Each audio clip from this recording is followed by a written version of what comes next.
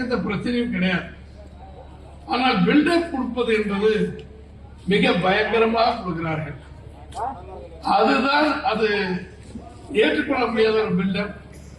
புரட்சித் தலைவர் எம்ஜிஆரோடு இருந்து 72 இருந்து அவர் படங்களை பார்த்து வளர்ந்து தவறான செய்திகளை யாரும் செய்யக்கூடாது என்று உணர்ந்து இத்தனை விட காலம் வாழ்ந்து கொண்டிருக்கிற அதிமுக தோழர்களை பார்த்து ஊழல் கட்சி, மோசமான கட்சி என்று சொல்லி அதிமுகவை குறை சொல்லி பேசுகிறார் விஜய் என்று சொன்னதற்கு பிறகுதான் 3 தினங்களாக அவருடைய குறைகளை நாங்கள் எல்லாம் சொல்லி வருகிறோம்.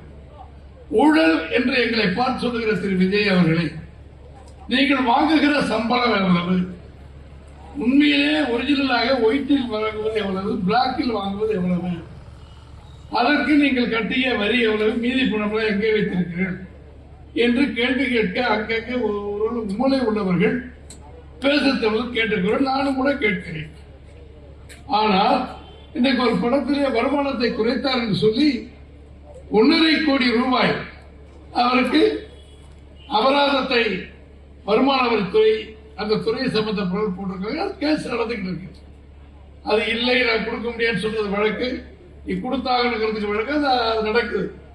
ஆக இவர் சரி மறைத்திருக்கிறார் என்று ஒரு வழக்கு இருக்கிறது. தம்பி பரமசிவன் சொன்னார்கள் 200 ரூபாய் டிக்கெட் தியேட்டரில் விதிக்கப்பட்டிருக்கிறது. அது 2000 ரூபாய்க்கு விற்கப்படுகிறது. அந்த பட தயாரிகளுக்கு போகிறது. அப்படி போவதனால்தான் அவர் படத்துக்கு மரியாதை கூடுகிறது. அவருக்கு 500 கோடி 1000 கோடி ரூபாய் சம்பளமாக தருகிறார்கள். அதை பெற்றுக் கொண்டிருக்கிற திரு விஜய் அவர்கள் நேற்றைக்கு முன்தினம் டிவியில பேசுகிறார். எனக்கு ஒரு பைசாவை நான் ஆளுங்கட்சியில் இருப்பேன் தொட மாட்டேன், அது எனக்கு தேவையில்லை. ஏன்னா ஏற்கனவே டிக்கெட் வித்து அதிகமாக கொள்ளையடித்து அந்த பணம்லாம் எனக்கு இருக்கிறது, அரசாங்கத்துக்கு ஒரு பணம் அல்லது வேற வழியில் வர்றது எனக்கு தேவையில்லை என்கிறார். இது நான் வெளியே சொல்ல வேண்டிய அவசியமே இல்லை. எதுக்கு சொல்றீங்க, உங்களை யார் அதை எடுக்கிறீங்கன்னு சொன்னாங்க? யாருமே சொல்லல.